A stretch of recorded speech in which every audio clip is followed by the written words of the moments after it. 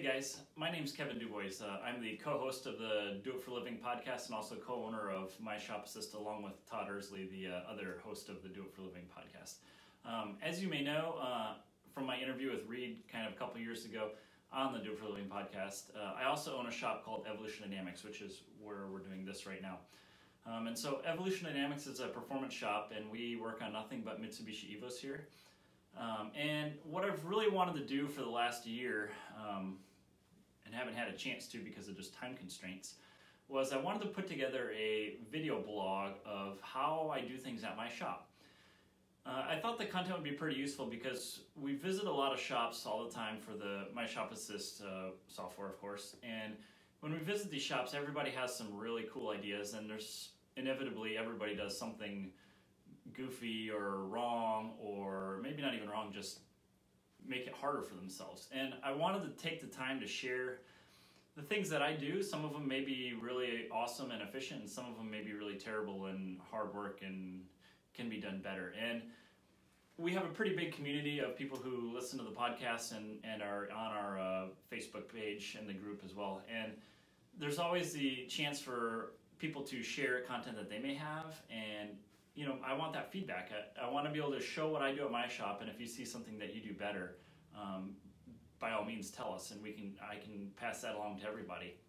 And I think this is a useful opportunity for all of us to kind of grow our businesses and not just be competitive against each other. There's plenty of cars to go around, as we know, for everybody. I mean, I'm working on nothing but Mitsubishi Evos. There's rarely an opportunity to work on such a small niche thing and be busy all the time. And yeah, so I'll start with doing a shop walkthrough here, and we'll get going through my shop. But ultimately, I kind of want to do this maybe every other week. And I was thinking of showing you guys some financials of the shop, so going over I'd kind of like to go over the P&L. Obviously, I really want to know my shop efficiency, and I can show you how we do that here. We do it all through the My Shop Assist software, obviously, but the data we pull from it is so valuable, and I think when people see that, you guys may be able to use that at your shop to some benefit, and I'm sure of it because I do a very good job with it, and it's useful information. Some of the things that I want to go over is obviously handling of parts, scheduling, shop organization, keeping the shop clean, all this sort of stuff. Takes a lot of time, but is useful, and there's a reason some of these things are important is because you got to do them. And yeah, so that's kind of what the idea of this podcast is, or I should say video blog. And if you like any of it and want me to do more of it, please let us know so that we know people are paying attention. All right, thanks guys. All right, so here we are at the shop here. The entire building is 4 suites, and we occupy the 2 suites on the right, which is the 3 bay doors and the office door. So what you can see in the camera right now. So we'll go inside here. Our biggest problem is limited parking. As you can see, we've got every single parking spot filled, including some beside the building. So here's our waiting room. Nothing fancy. We don't have any tables or anything of that sort. We do that deliberately because I just don't need people sitting around. We like to have cars dropped off and call when they're done. 2 paintings here were done by my one of our customers, Tay. He takes photographs and then makes paintings out of it. This one is obviously of the Red Bull F1 car, and this one over here is our Pikes Peak Hill Climb car, as you can see, one that fell off the mountain. And then if you swing over here, this is a photograph that one of my customers had blown up into a nice poster here. These are 2 of our customer cars at Texas World Speedway, which you can't race anymore. But both Evos are customer cars there. One has done Pikes Peak, the silver one has, and the orange one is a very super fast ST TT car. Okay, coming through the hallway here. This goes to the office, to the bathroom, and the other, the shop area. On the right hand side here, we've got our dyno list. So it's just a list of all the cars that have dynoed here. And you got to make a buzz. I haven't updated in about, I don't know, maybe a year or so, but Yeah, you have to make 650 just to even get on the list for U08s. So here's our office. Again, nothing super fancy. We do have a refrigerator in here. This is Todd and Richard's desk. Normally it's Todd's desk, but he's not here very often. He works from home most of the time. And over here, this is my desk and the office computer. So we've got our Lego decorations. I'm a Lego fan, so I've done a lot of those.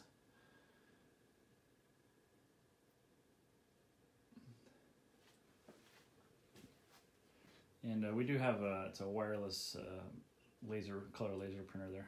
Comes in handy for printing dyno sheets from the dyno and whatnot. So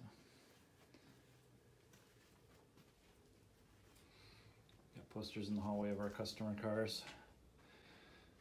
For once, we actually have a nice bathroom. It's nothing fancy again, but we actually have a bathroom, and it's not like a total trash hole where people are afraid to go in it, which has been the case in other shops that we've worked out of.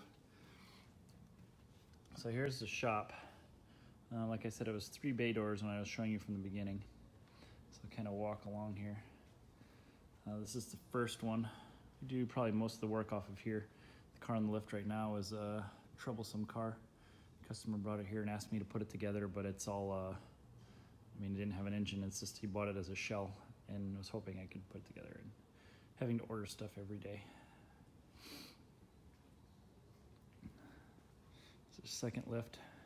This one is actually a pull-through lift. Originally we had 3 2-post lifts in a row, so this last door was originally a 2-post lift as well. Now it's a 4-post, but we had 3 in a line, and we stored cars behind me here. But we bought a dyno in the last 4 months or so, and so we have a 4-post lift that gets us onto the DynoJet 424X, which is originally was in the suite next door here. But now we've got it over here. And we made the second lift a pull-through lift because we moved our 3rd lift back further, so it's now behind me. So that's our pull-through lift. We want to be adding another lift to the right of it so we can pull through the second lift and get onto lifts 3 and 4. I haven't gotten there yet, and actually it's still quite messy over here because I haven't had a chance to actually organize this at all. We just kind of got the lift set up. We haven't even aligned it to be vertical, so it's just kind of here. It does work though. We wired it in, so we got the conduit ran for it, all up to code or whatnot. And then this is the last workstation over here. We do have tire machine, which we don't ever use, and I don't ever want to use again. And then our welders and stuff over here behind this rack that I'm standing next to. So I don't know how to weld. We have a guy come in, a buddy, Kenny, who knows how to do it for me. When we bought the dyno, we also installed a 80-gallon air compressor in the corner there. You can kind of see it in the corner there. It's wired in and it's plumbed in, except we only have one line to it. So most of the shop, you have to run just hoses. We're gonna hard plumb the air compressor into all the different areas of the shop here once we get a chance to. Coming back over here to show like some more of my setup over here. So the workstations on the lift, we've got one primary toolbox that I work out of. So I actually use this roll box for 99% of the stuff. And then this, the big chest here, I just kind of use as a workstation. So I usually have MSA open. I listen to podcasts all day long. But we've got MSA, which obviously works then with the office computer, which has QuickBooks. So, and then back over here, I guess I should say, the staircase in the corner there goes up to the mezzanine up top where we have just part storage. It's about 900 square feet of part storage up there, a bunch of racks. Makes it much easier to keep things out of my way down here. And then once it's out of my way, then I can, it's organized up there so I can find it when I need it. And this is our engine assembly room. this is a room it's climate controlled, so when the door shuts, it's got AC and heat.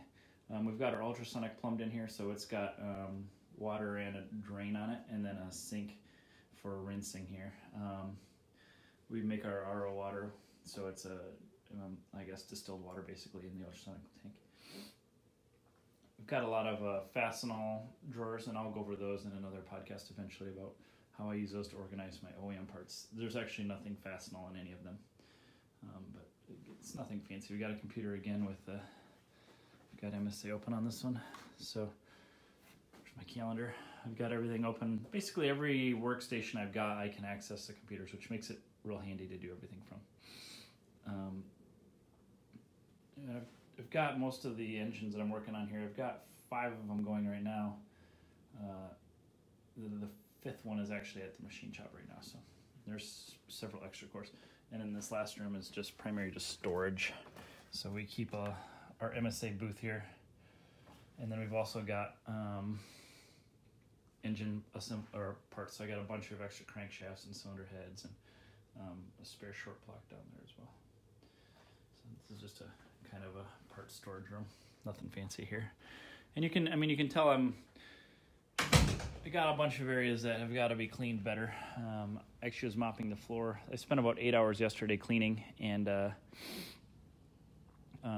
probably have another 8 hours to go. There's our old air compressor I got to do something with. Just kind of organize this area some more. All the stuff next to the staircase needs to go upstairs into storage. So that's pretty much it. Yeah, thanks for watching, and stay tuned for some more episodes.